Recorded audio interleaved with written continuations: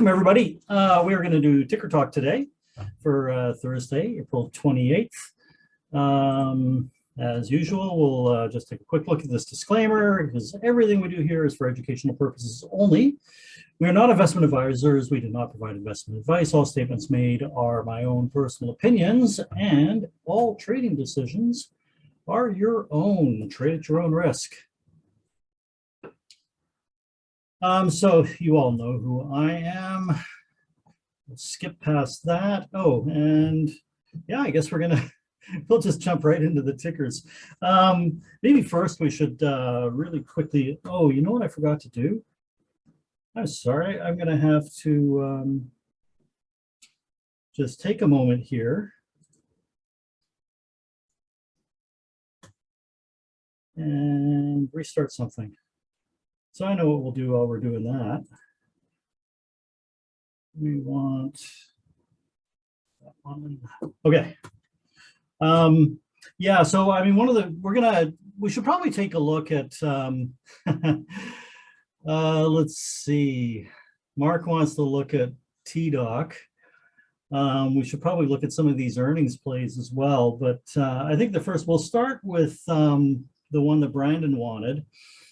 Because while we're waiting for eSignal to boot back up here, we can look at what Brandon had to say about, he wanted TD, which is Toronto Dominion Bank. It's a Canadian bank, but it's also listed on New York Stock Exchange. So we'll look at it there, and there we go. Okay, cool. This is coming back to life. Okay, I'm just going to snip what Brandon had to say here from the Discord, so we can all see it. If you haven't read it already. Okay. Okay, so Brandon says he's interested in TD stock. I think they're doing good at reforming with waiving overdraft fees, yada, yada, yada. And, you know, he knows it's Canadian and wanting to expand in the US. Well, I mean, TD has expanded into the US a very long time ago. You know, you've heard of TD Ameritrade. That's Toronto Dominion Bank. So, and he says they're acquiring First Horizon Bank that they announced in February. They're really up in the ante for online banks and are annoyingly profitable. I say that because I'm a customer anyway. Any way to make money on the downside? Okay. Put credit spread, maybe. Okay, so first we'll look at some downside stuff. But if you're looking to make money on the downside, what you want is a call credit spread or a put debit spread, or just buy puts. Okay, so we'll look at some of those options. And then Banknote went on to tell us basically the three ways to make money on the downside: short the stock, buy the puts, call credit spreads, or put debit spreads. Okay. And Brandon then says buying puts and shorting only works when the business is doomed to fail. I don't think this is the case. Well, yeah, TD Bank is not doomed to fail. However, you know, buying puts and shorting the stock can work. I mean, maybe you only expect it to go down $1. I short stocks all the time, day trading. You know, I'm getting pennies out of these trades. Well, hopefully more than pennies, but you know, sometimes it really is just pennies, just scalping, right? I don't expect the company to fail. I expect it to go down for the next 10 minutes or a day or a week or a month. And you know, you're bearish on TD, so why not short it? You know, short the stock for whatever time frame it is that you're bearish, and you've got a target as well. He says down here that his target is $68. And pretty much the same thing goes for buying puts. I mean, if you're bearish and you got a target of $68, you could just buy, you know, say $72 puts or something like that. So anyway, let's look at TD, the stock, so we can see, put all of this into context.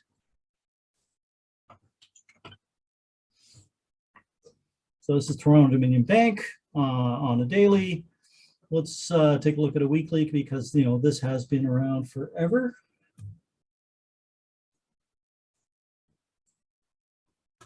And we can see the long term, in the very long term, this stock basically just goes up. It has periods of, years of sideways action. Here's a number of years of sideways action. Here's about a year going sideways right before the, the crash in 08. But since then, we had a little bit of pullback here. That would have been what, 2015? Oh, late 2014 into 2015. And then, of course, the COVID crash, and rose quite steeply post-COVID. Okay, so still, in an uptrend here. Let's zoom in a little bit, get a little closer on the present, this uptrend. We'll want to get this drawn in on here.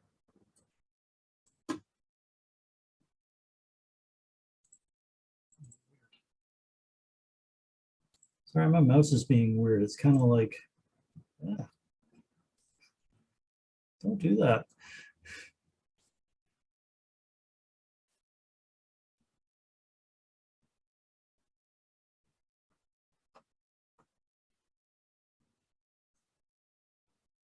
There we go. That looks good. Okay, so you can see on the weekly chart, we've just very recently broken the uptrend here. Let's see if the MACD on the weekly has rolled over, and sure enough, it has. The MACD crossed over actually before that uptrend was actually broken. So, sometimes like this MACD is sometimes a really good signal, sometimes not so much. In this case, this will be good, have been a good early warning to take some money off the table on this one. All right, so now let's go to the daily chart and see what we've got going on. So we've got the broken uptrend, or yeah, that broken uptrend. We came up and we retested that, and also, hit this 21-day moving average and sort of are pulling back. They've pulled back some more, and now we're bouncing up again, basically today. So how much do we trust this move today? If you don't trust this move at all, maybe shorting in here around the 200-day moving average, and that's going to be about $73, $74, or maybe you short, at 75. Maybe that works for you. Maybe you don't want to see more proof, then it just touches that. So, if you're shorting there, and I think that's just the thesis we're going to work with right now, is that you're just going to short that when it hits that 200-day moving average, because you expect it to roll over there. Personally, I would want to see more proof. I think that I'd want to see like, a bit of a bull flag set up in here. Sorry, a bear flag. Could be something like this bear flag right here. And then you could, play the breakdown, although that actually broke to the upside and then reversed. And you know what they say about failed, from failed moves comes fast moves. Well, this, the bear flag failed by going up, but it immediately turned around and came down a fair bit. So yeah, I think there's good reasons to be bearish here. I could definitely see this rolling over again. But I want to see a better setup, and maybe that setup looks something like this. Maybe you get a bear flag looking something like that, and then you get a then you break down out of the bear flag maybe in here and come down like this. That's the kind of play I'd want to do on this. But let's just say, for fun, you're looking to just short this when it hits this 200-day moving average. So you're going to be shorting this around $74. All right.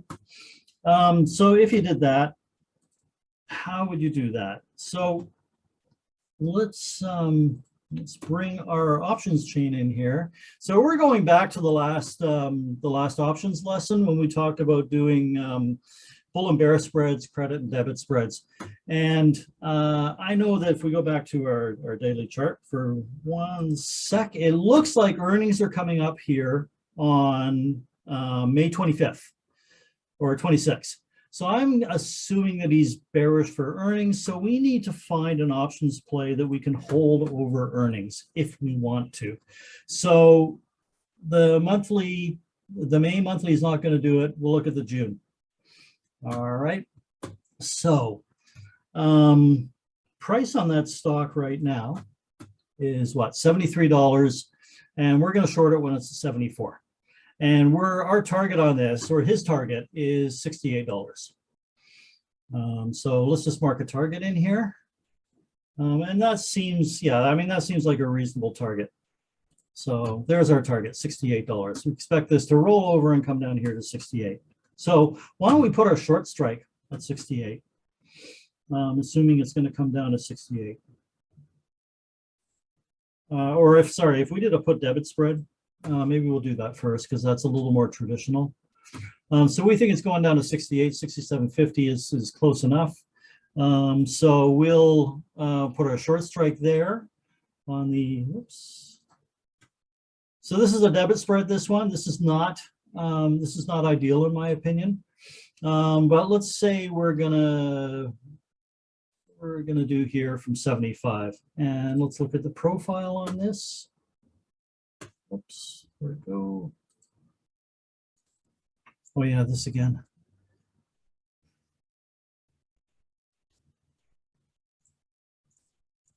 There we go, that'll work. Okay, so we can see probability of success on this trade. So if we buy a $75 put and sell the 67.50 put, because that is just below our target, we can see we have a probability of success on this of 44%.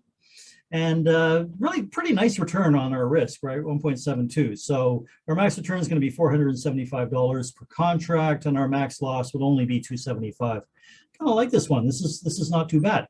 However, I think we can do a little better because implied volatility on this is really high right now. I brought that up here. If we go to Market Chameleon, we can see that our IV rank is at 93%. And, you know, this only goes up to 100%, right? So this is very high. So this is a good time to be selling premium. Okay, so let's see if we can't sell a call credit spread. I apologize, my mouse is being a little sketchy today. All right, so we want to, let's clear that one off. We want to sell a call credit spread, and our target was, what did we say that was? 67.50, right? Or 68? So we'll sell that, and we'll do basically the opposite we did with the spread, or with the puts. Bring this back over here. There we go. Okay. So again, we have, it's interesting. So we have 44%, probability of success with this one. Our return for risk has gone down slightly. If I remember correctly on the other one, our max return was $471. Our max loss here is $279. So this has changed just a tiny bit, but this reflects a fairly wide spread. Here, if I bring this back over here, this is reflecting a fairly wide spread in these prices. If we were doing this during market hours, we'd be able to tighten this up quite a bit. And the other thing, and the reason I like this one is because we're also going to benefit from some decay in this volatility. We expect volatility to go down, and I think Brandon said, yeah, Brandon did say my volatility thesis is that IV will go down. So he should definitely be doing the call credit spread. So that would be again, this would be selling the 67.50 and buying the 75.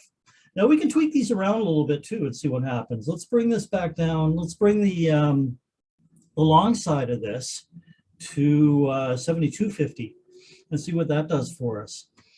It improves our risk return or return on risk, but it brings our probability of profit down quite considerably. So yeah, I like that first one I tried. Back to this one. So there you go, Brandon. That is the way I would play this if I were going to play it. I like the way the numbers look. So it could be an interesting play there. If you decide to do this or paper trade it or whatever, please let me know how this turns out. All right, let's get this out of the way. Okay, cool. All right, so that was TD for Brandon. Okay, so I'm seeing Keeve has asked for TDOC. You're not really in this, are you?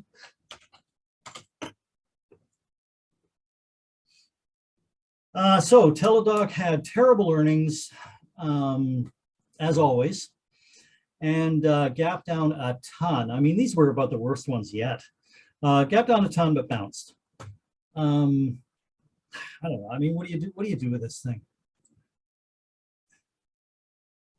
I remember hearing on well, the squat guy earlier was saying Pete Nigerian or John Nigerian, one of the Nigerian brothers, was on the lunchtime show on CNBC talking about buying this here. So I, maybe there's a buy in there. I think there's just so much risk because this company's just not executing, right? And they're getting punished for it. So yeah, I mean, I can see how there's some support there, but then, I mean, like it could, look how far it came down this time on these earnings. What about next earnings? Is it going to come down again? Does it come down here? Is it going to be a $15 stock after the next earnings? Yeah, I mean, I don't know what you do with this. Yeah, I wonder, has anybody got the email yet from Kathy? Was she buying today? Let me just scan through my emails real quick. I don't think that usually comes out till a little later on tonight. But I know that she was buying. She bought like over 100,000 shares the day before earnings. So, I mean, took a big hit on her 100,000 share purchase. I mean, what is that in a loss? So she was buying on this day here. So let's just say her average cost is somewhere in the middle of the day, say $61. And now it's at 33. So she's lost like, I mean, $28 times 100,000 shares. That's like real money. Oh man. Okay. Poor Kathy. Does anybody else have anything to say about this? Because I mean, I don't know what to say about this. I can't recommend anybody buy this here. What do you do with this thing? I mean, maybe you buy. Do you buy above today's high and you sell below today's low? It's the only way I could see to play that. Or maybe I mean, you just do a directional play, right?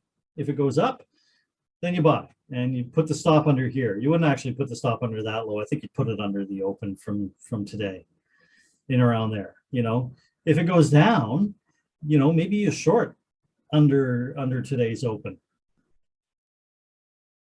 I mean, that's really the only play I see in this. I mean, I just don't see buying this as an investment. Although, I mean, I haven't looked at the numbers, but other than very briefly and knowing that their earnings just sucked. So sorry, that's all I got for you. I hope you're not in it. I hope nobody here is in it. But I know that some people in the Discord are back holding, unfortunately. All right. So let me make notes on these so I can tag these later. What else have we got here? Okay, FCX and Google. MRNA, Gilead, PLBY, MAXR,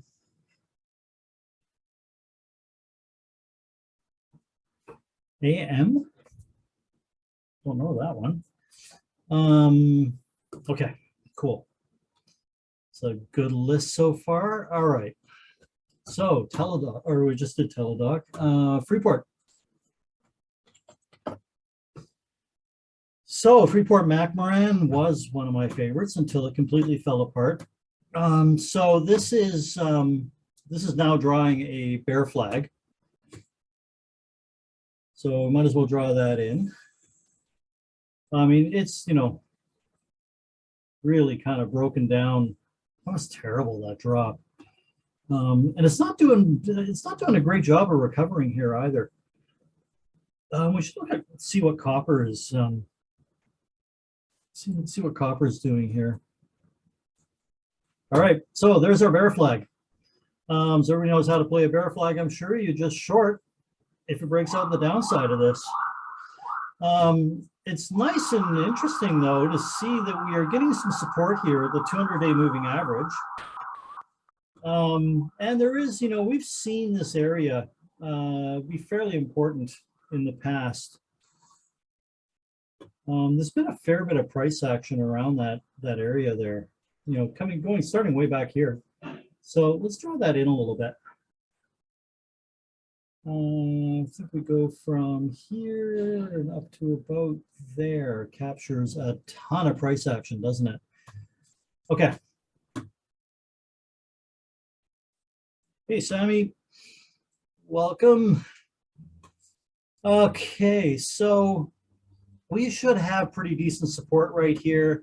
So, you know, while we'd expect this bear flag to break to the downside, you know, maybe we just start clawing our way back up.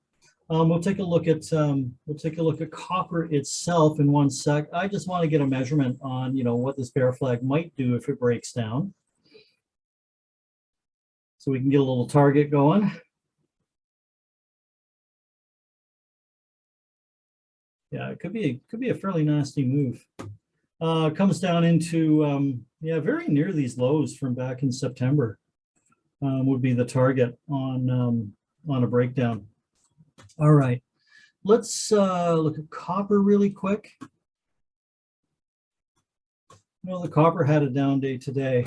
So copper's got a little of a bear flag. But you know what's interesting in copper, though, is see how this bear flag is sloping down. Flags that slope in the direction of the move that came into the flag usually fail. So that, you know, copper is telling us we should expect this to break out the upside, move up. So that's interesting. So the probabilities here is the copper moves up, and we do have really good support. You can see we've done a ton of volume in this area where it is finding support. So that's quite interesting to see copper, you know, making that kind of flag. And that sort of supports my thesis that I think it's unlikely that Freeport breaks to the downside. I think we actually break to the upside. If you're looking to play that, you know, you could maybe just, it could be as simple as buying above today's high. You know, just a standard breakout play. So your entry, you'd go, you know, you could, you know, be more conservative and play the breakout on top side of the flag itself, you know, buy above yesterday's high. If you want to be a little more aggressive, you could buy above today's high. Maybe here, something like 42.65. And then you'd want to stop. You know, you put your stop either, again, depending on how aggressive you want to be. You know, you could put your stop even just below, you know, yesterday's low, something like that. Typically, you'd want to go down a little lower than that. You kind of want to be below, you know, today's low, right? And that gets you outside of the flag as well. So, and, you know, maybe even down into here would be a good conservative way to play this. You know, if you're really convinced it's moving to the upside, you could have a nice wide stop on that. But that is about $3. You know, that's about 7% or so. So that's fairly wide. So I would probably have a fairly tight stop in there, but you know, a little under $1.50 away. So that's how I'd be playing Freeport if I was going to, James. James, do you still have those calls? I thought you closed them out. No, I closed those calls out, but I'm kind of asking, like, I have shares. I still have some shares of it, but I was gonna ask you there too. Like, if you were to put a stop on a breakout, like a a failure in this or move down in this bear flag, where would you put the stop at? Right. So, okay, you're asking, So yeah, you said we're gonna play this like a normal bear flag. okay. Is that what you're saying? Yeah, exactly. Like Okay. if you were to want to put a stop in case this does fail, you like you said, you think it's gonna continue to the upside. But if this pattern was to fail, where would you think a nice secure stop would be to prevent more downside? Yeah. Okay. So your entry. So if you're going to play a breakdown of the bear flag, okay, your entry would generally, be, as long as we continue sloping up like this, it would be your entry would be below the previous day's low, okay, and then your stop would probably be either, above the previous day's high. In this case, we'd probably want to go above the day before high, and that gets us kind of outside of the bear flag, right? If you really, if you think this is a long-term trade and, this is going down to say $20 or something, you probably want to have a wider stop on that. Because that works with your risk reward. If you can risk, if you're going for $20, you can risk 3.5, right? Or 3 basically, by having your stop way up here. But yeah, I'd be inclined to either, there would be the first place I'd want to put it. But seeing as yesterday's high was so close to this, I want to get above yesterday's high. So I'm going to go there, just above $43. That makes sense, James? Yeah, I got you, bro. Appreciate that. Yeah, cool, no problem. Next one was also for James, and it is Google. So Google with just a G or with the L? I mean, they're both essentially the same, aren't they? Yeah, just I don't got the GL. I think the L has more volume though, usually. Yeah, I think that's the one with voting rights or whatever. Yeah, the L is the one I usually look at. Okay. So yeah, that had a nasty breakdown from the $2,500 level, really important support. And obviously that failed. And came down quite low, 2250s, pretty low. But there's nothing really to stop it, underneath there until you get down into 2100. I think did we talk about this in the last ticker talk, or did I talk about this on one of the weekends? I think I might have talked about this last weekend. Anyway, yeah, there's not a ton of support. It did find some, but there wasn't a lot there, and it could easily have come down to 2100 or even 2000, right? And it still could. Sorry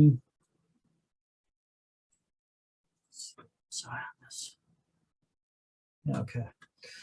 This is, yesterday's breakdown out of this was nasty.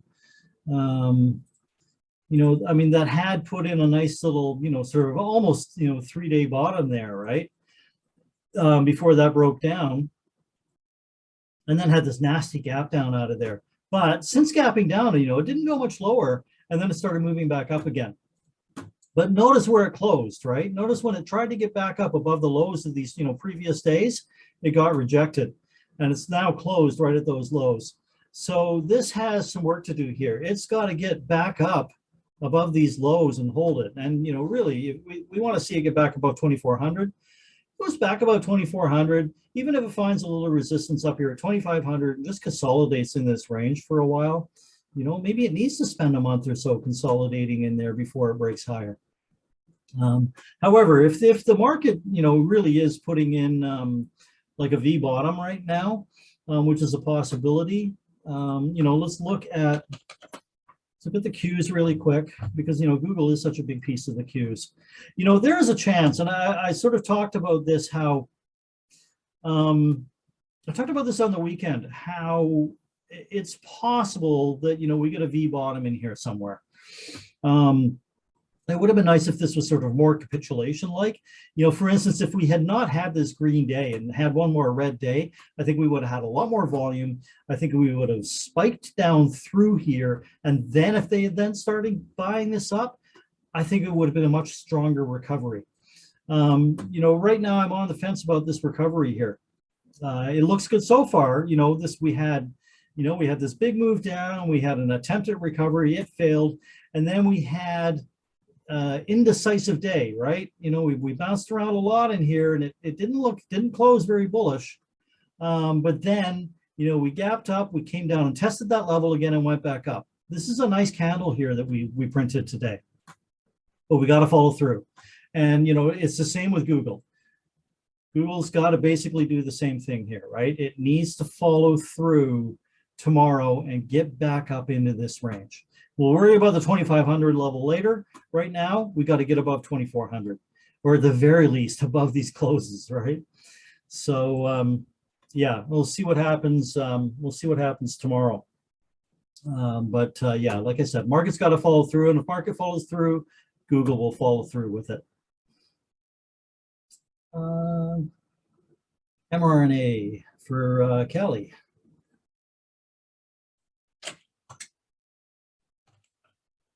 I remember seeing a headline on these guys today. I think it was them. They want to give, they want to get their vaccine approved for toddlers now, like 6 months to 6 years or something like that. But wow, this is just kind of in a solid downtrend, isn't it?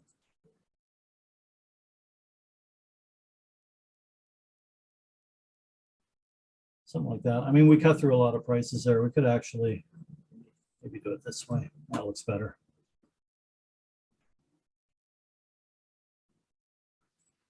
All right, let's back up and see. Where's COVID? Yeah, okay. This area here should be really strong support if it ever gets down that far. This is pretty far away, but I'm just going to throw this in here just for fun. And then this one also looks pretty strong. There. Okay. That looks like pretty heavy resistance there, doesn't it? Okay. These levels kind of jive with what you've got going on, Kelly?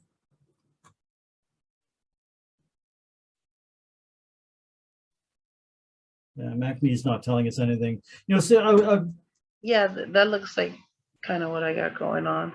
Cool. Just, you know, looking at the MACD, and you can see how just sort of choppy sideways we've been for a while now, and the MACD is not telling us anything, right? It keeps going back and forth across itself. It's really tight together, so there's no information there on the MACD. And the RSI isn't telling us a whole lot either. So basically, this thing's just in a range, but it's, you know, it's under this trend line, this downtrend line. So that's a bit of a concern. And, you know, there's some levels within a level here, like this one right here. Yeah, it kind of goes back to this. It sort of, you know, comes off of this a little bit. So let's draw that one in as kind of a more minor resistance. That's right about there. Yeah, and that's, you know, you can see that that's, you know, intersecting with the downtrend line. We've got some resistance. We've got these moving averages here. There's a lot of resistance overhead in this. So, you know, the easy trade is to the downside on this, at least down to 121. However, if this does manage to break to the upside, if you can get above, say, 160, it could move fairly quickly. You know, and this 189 might not even hold it. It might catch enough people off guard here if this, you know, starts to make a move up. Search shorts. 16. No, it's not that short. Interesting. Okay. Still almost 3 days to cover all the shorts though. So yeah, this could have a fairly sudden move if it starts breaking to the upside, but right now, it's just in a choppy range, and I don't know what to do with that. I don't like playing in ranges like that. So hopefully that was helpful, Kelly, unless there was something more specific you were looking for. No, I like to play it with when the news comes out on it. You know, just quick scouts up and down. Right. Oh yeah, and we've got earnings in a few days, or I guess this will be next week. Yeah, exactly. That's why I was asking. Like, just Yeah, to see. okay. Yeah, I bet you volatility is pretty elevated on this too. You might find an options play in this. I'm still learning how to use, this whole looking for the IV and stuff. Right. Yeah, IV is elevated here. And you can see here, I'll show you here. I don't know what broker, weird. I don't know what broker platform you're using, but you might be able to actually chart I use implied TD. volatility on your broker platform. Oh, did you say TD? Yep. So you're using Thinkorswim, cool. Yeah, you can definitely chart implied volatility. You can also get implied volatility ranked there. I think it's at the very bottom of the options chain. But you can see that implied volatility has started to rise already. So, selling a call spread in this, much like I showed for Brandon, might not be a bad place. What's it at? 140. We want to check and see what the market maker move and all of that is. So I'm just going to say we sell the 141 and buy this one, for instance. How does that look? How does that look for us? Not ideal. Yes, 50% chance of probability, but your return is only $165 and you're risking $335 to do it. So yeah, you want to play around with that. See if you can find something better than I just looked at. But after a closer look at the chart and after a closer look at what the implied move is as it's coming into earnings. So, but yeah, you might be able to find a play there where you can harvest some of that implied volatility. All right, let's move on to Gilead. I know Gilead had earnings today. I haven't looked at. I actually have a. I am long puts on Gilead, so I was hoping that to see a move down on their earnings. Don't like the being long puts. I don't like the look at this hammer that it drew today, and I think that it didn't really do. Oh, now it's up. See, I was liking at first when they first announced and they were going down like this. I was really liking that, and now they're starting to move up a little bit. This is a 5-minute chart we're looking at right now, by the way. So yeah, not liking the after hours action in Gilead. Not liking the hammer that I'm seeing here. This could be a really nice reversal candle for it. Good volume on that one as well. So this does appear as though it's going to start moving up and attack this high here. Interesting little pivot point right at that previous high as well. Came right off of this, didn't it? Okay, so yeah, I think that it looks like it's ready to make a move, leg up. And it looks like it's going to come and attack this this previous pivot. Potential resistance here, and you can see that's where I call uncle. That's where I'm going to stop out. Although I might just bail on it tomorrow. First thing, before volatility has a chance to evaporate out of this. And you might want to do the same, James. If you're still in it. I thought you already bailed, but okay, so that was Gilead. For Ken, PLBY and MAXR.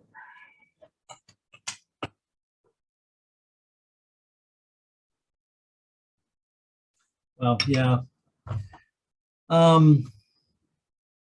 Okay, well, this is interesting. So last time we were here, 2 weeks ago, we talked about this bear flag. And you can see true to form, that bear flag, it did what it's supposed to do. It broke out the downside of that, and we measured out a target here, and that target was $9. Look where we came to today and reversed. So we came down to $8.79, and then we reversed. And we're drawing a hammer. It's not a perfect hammer here, but it's got, decent volume. It's got more volume than the last couple of days. It's got more volume than the last 2 down days. This is a potential reversal here.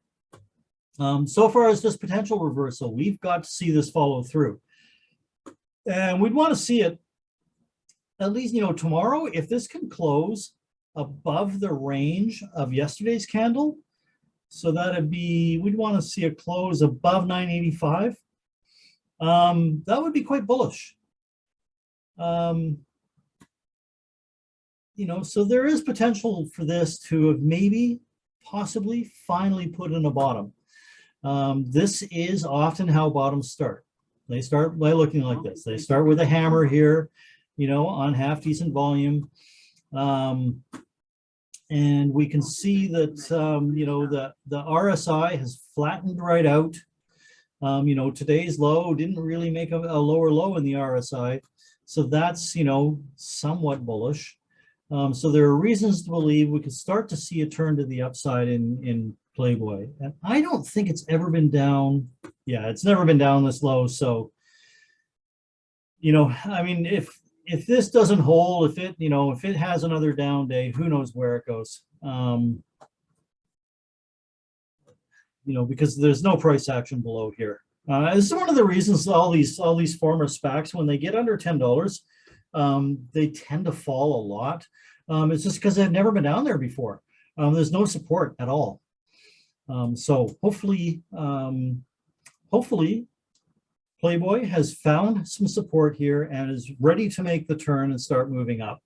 Now, obviously, there's going to be a fair bit of overhead on the way back up. I wouldn't worry about it too much until around 11 here. And then the overhead starts getting a little heavier. And you can see, looking at the volume here, volume gets, heavier between $11 and $12. And then as we get above $13 or $14, we start getting into a lot of volume that it's done in this area. So this has some work to do on the way back up. But like I said, it looks like we have a good chance that it's starting to make a reversal here. MAXR.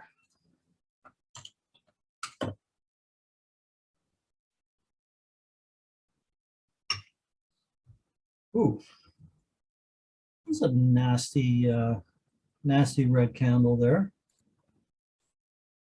So this thing is really volatile, isn't it? It has these wide ranging days.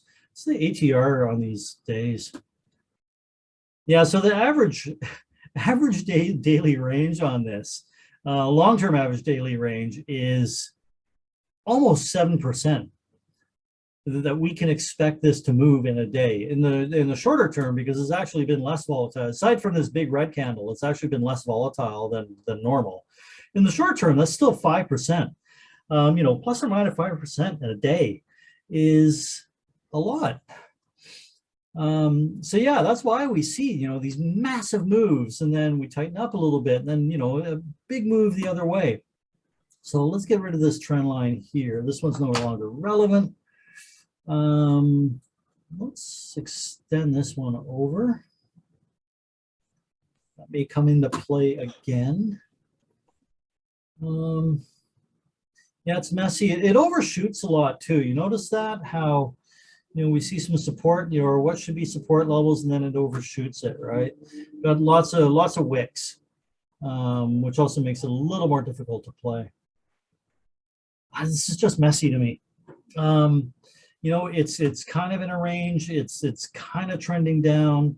We've got one of those downtrending or down sloping bear flags. So we should expect this bear flag to break. But then you've got some resistance directly overhead. You've got the 50-day moving average, the 21-day moving average. This little group of pivots, or this, this resistance right here. And then as far as, downside goes, we should have good support. You can see that, we've got this volume This volume peak right here at $30. That's a good psychological level to, for it to find support. So that's an area we should watch for if there's more downside. And we've also got the 100-day moving average and the 200-day moving average just below where it is now. So tough call on this. It could kind of go either way. I can make a bull case here and a bear case. And I'm not convinced by either of them. Sorry. Wish I could be more definitive. Got it. Thanks, Kevin. Oh, you're welcome. All right, Keeve has asked for AM. And Taro Midstream. So are they, Mark, are they pipeline or storage? Do you know? Do you care? We do know it's it's oil and gas. Oil and gas has been doing really well. This has not been doing really well though. Interesting. So relative performance on this is bad. Like let's compare this to like XLE, or if you know of another midstream company that we could compare it to, that would be cool as well. But for now, I'll compare it to XLE or maybe we'll compare it to OAH, the services. Start with XLE.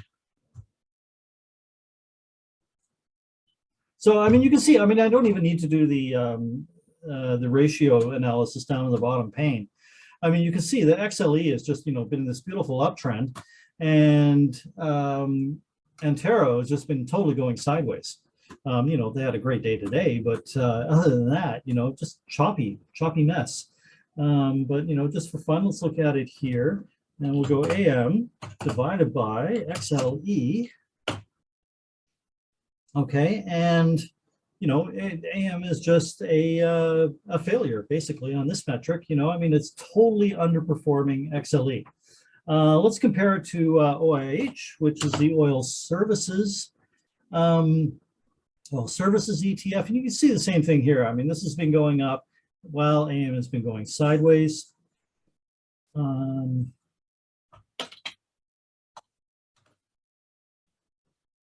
again, totally underperforming. The ETF. If it wasn't an ETF, I'm pretty sure it'd be an OIH, and it's totally underperforming that. Although that underperformance is now kind of flattened out down here. So maybe it is ready to turn up, and catch up to its peers. But I think you can do better. I would take a look at some of its peers and see what which of its peers are stronger, because this is not really showing us any strength at all. So yeah, sorry, Mark. I think it's a bit of a dog, maybe.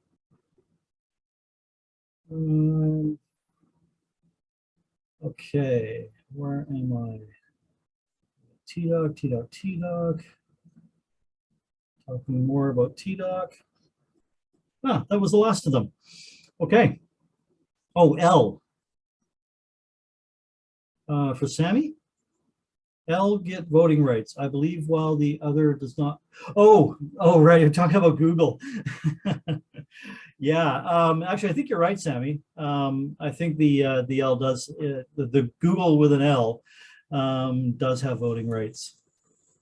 Okay, so that is, that's everything that everybody's asked for. Why don't we just for fun throw in some of these earnings, these after-hour earnings. We'll take a look at Apple, who beat. Now, Apple, you can see long-term, nice uptrend. The uptrend is still unbroken, although really being threatened. They're actually down after hours right now. Apple? It's down again, did you say? Yeah, I think it's 157 right now. Oh, crap. What happened there? Yeah, even though it's a big beat. Yeah. Wow. Because yeah, I mean, I would, last I saw it was up and around here. It was up earlier, but yeah, now it's down again. That's not good. Yeah. Not good at all. Okay, so Mhm. yeah, down around 157. Thanks for updating me there, Ken. We were Yeah. going to look at the 5-minute chart in a minute anyway, but yeah, I bet you they said something on the call that people did not like. I bet you the call started right here. What time is that? 16:55. Yeah, 5 o'clock maybe the call started. All right. So where does 157 look like on here? We'll just draw it in this way. So it's at 157 now.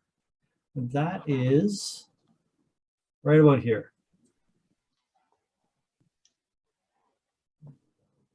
Okay, so that's where it is right now. So it's still above yesterday's low, but it's it's kind of breaking through this downtrend line again.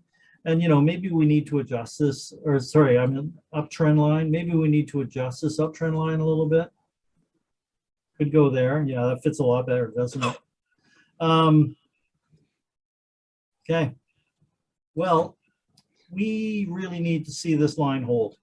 If that line doesn't hold, then we're looking at 150 for sure. I'd say 150 is pretty much a sure thing if that trend line breaks. And you can see, you've got a really good volume shelf right here, right below 150. So, the range on that is probably going to be fairly tight. If 150 breaks, you probably come down at worst, just under 148, 147 and a half ish. So this zone right here should be really good support if we get a break of that trend line. But yeah, what a shame. That's too bad. Because Apple was going to save the market after Amazon crapped the bed here. I think they're down like 11% right now. Yeah. Another one. Yeah, I haven't looked at that in like an hour and an hour over at least an hour ago. Yeah. What am I doing here? Oh yeah, okay. 5-minute chart. Okay, yeah, that went down some more because yeah, last I looked at this one, it was bouncing up, and see, it's all my fault. I took my eyes off these things, and then they fell apart. Okay, this is bouncing again now, so that's good. So what are we at? Oh, 26 even, and it did come down. Look how close it's got to 2,500 here. So yeah, it's something we're going to watch for tomorrow. But this looks like now it's kind of like, all right, it's had enough of a washout, and it's going to start to try and claw its way back. I think that people will start seeing value in this area.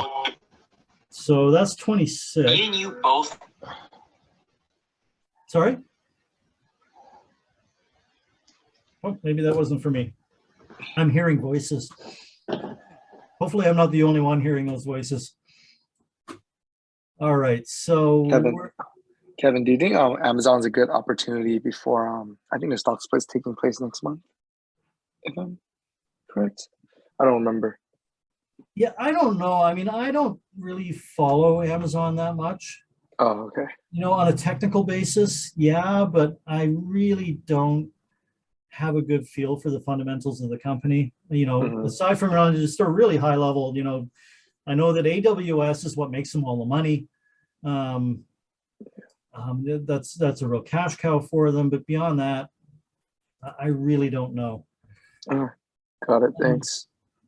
So technically, I mean, that we're below 2,700 is not great because we're down close to 26, right?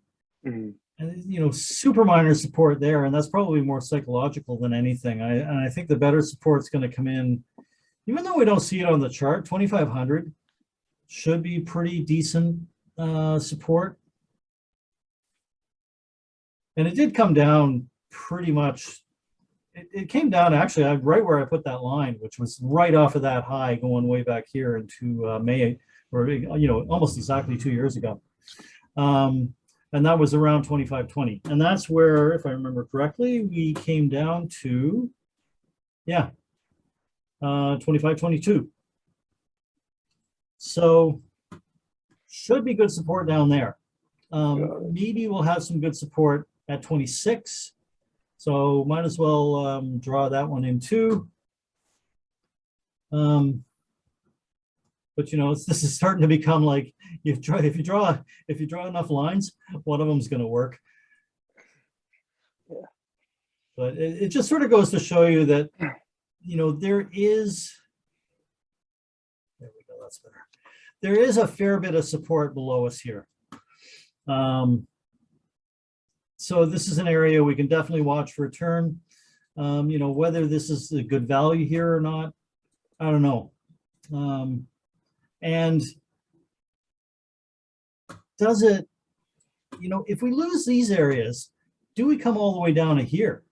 Do we come down to, you know, 2000 or even 1800? How far are we off the highs right now? That's the, yeah, that's the all-time high right there.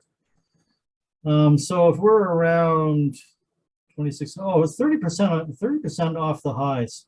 Mhm. And so if we came down to say 2000, we're getting in a serious bear market territory here.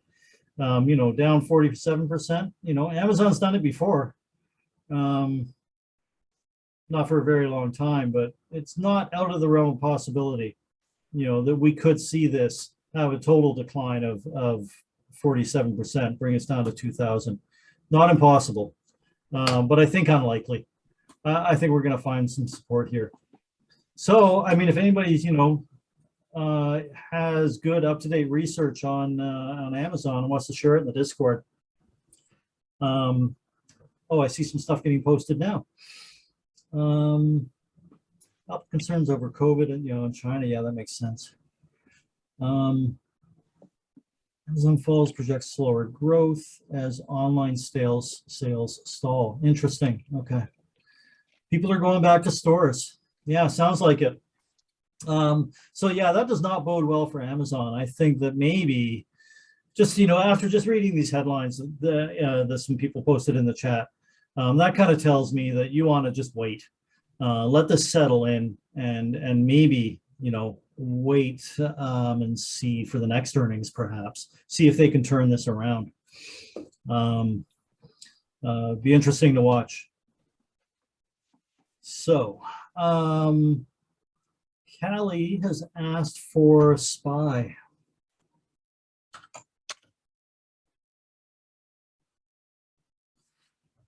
Right. Okay. So yeah, we looked at Qs earlier and we did not look at the SPY. And last time we were looking at this, well, look at that. I drew in a candle right there and I almost nailed what that candle did.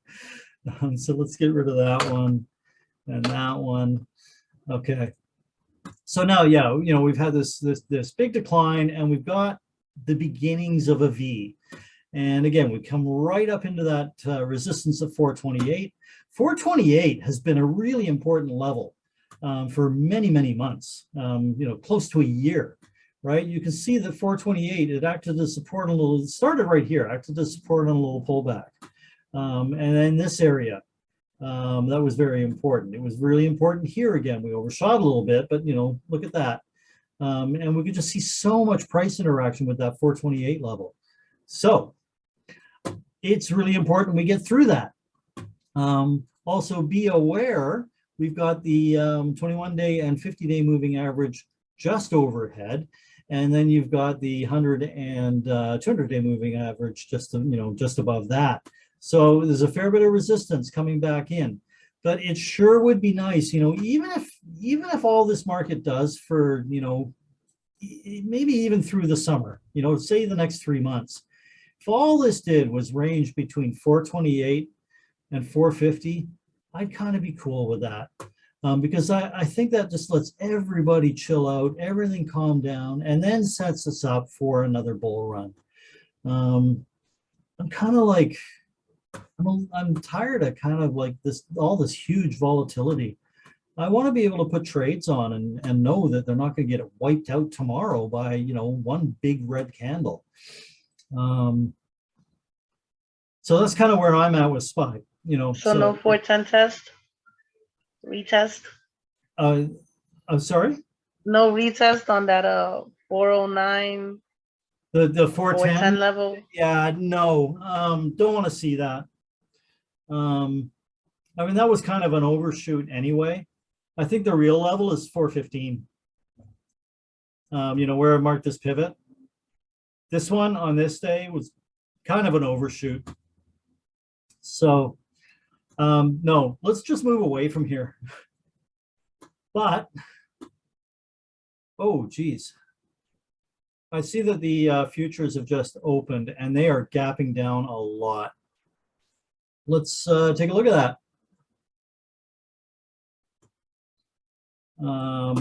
Yeah, you can see here they are right here. We can look at, let's actually change this to a 15-minute chart. That should show us what we need to see. Yeah, okay. So this is a 15-minute chart of the S&P 500 futures. And you can see those close at at 5 o'clock. And they just reopened 2 minutes ago. So, and you can see a big gap down. And this is, you know, this is reflecting that that move down in Apple. And also the move down in Amazon, because I think the move down in those happened while the futures were closed. All right, so, you know, we've got a big gap down, but now we're trying to move up. I'm sure the Qs look just as bad. Or the NASDAQ 100. Yeah, this looks pretty ugly here. Let's, you know, just hope we can start clawing our way back up. We don't want to be attacking these lows, right? We don't want to be retesting those. I'm going to go back to a daily here. Yeah, I mean, coming down into these lows is not good. So let's find some support. Well, it looks like it already is trying to find support and maybe trying to start move back up. But worst case scenario, we want to see this 13,000 level on the NASDAQ futures. We want to see that hold. Okay. Anything else that kind of answer your questions there, Callie? All good, Kevin. Thank you. All right. If anybody else has any last minute tickers, this would be the time to throw them in. And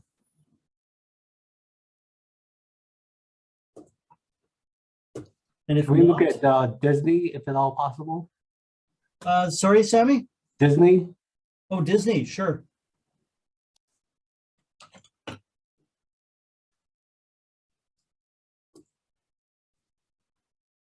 Oh, wow, this just keeps falling off a cliff, doesn't it? Couple of little indecisive days here. It was weak today. Yeah, definitely weak today. Don't really want to see that, you know, on a green day like we had for this, you know, to basically be slightly red. That's not great. Do we need to look what's going on below here, below this level at 115, 116, where it is now? Maybe we've got some support down here. We've got another Fibonacci retracement down in around 106. And then, of course, your $100 level here. You know, these levels, you know, these nice even number levels are really important. But it just doesn't look like anybody's interested in buying this thing. I mean, it's a very, very bearish looking chart. At some point, this is going to turn around, but it may need to go sideways for a very long time, or something needs to happen. It needs some massive fundamental change in the company. Maybe, you know, maybe they need yet another new CEO. Maybe the current CEO isn't cutting it. Maybe they got to replace this guy. I mean, I know he's only been there for a year, I think. Yeah, something's got to change here with this company, because this cannot continue like this. This is a better company than this. This chart is the chart of a terrible company. And that's, you know, Disney's not a terrible company. Disney's a great company. So, yeah, at some point it's going to turn around, but there's no signs of that happening anytime soon on this chart. I think that's all I've got for you. And I'm not happy about it either, Sammy. I have a position in Disney, and I do really like the company. But I do not like this price action on the chart. Okay, I think that's all I got. Why we've got time coming up? Oh, there's going to be a new calendar, a calendar of sessions coming out soon. But let's see, my next session, is today the 28th? So yeah, 2 weeks, I guess 2 weeks. I think my next session is 2 weeks from today. And it'll be a ticker talk. But watch for watching the live mentor sessions channel. You'll see when the calendar comes out, because it will be out any day now. And I think that's all I got for you guys. So I hope everybody enjoys the rest of your evening. And we will talk again soon. And anybody has any more questions or anything, feel free to tag me in the Discord. And let's all keep our fingers crossed that, you know, maybe we get some good news on Apple or Amazon overnight, and we wake up to a nice green market, and the little rally we had today can continue. All right. So thanks, everybody, and good night.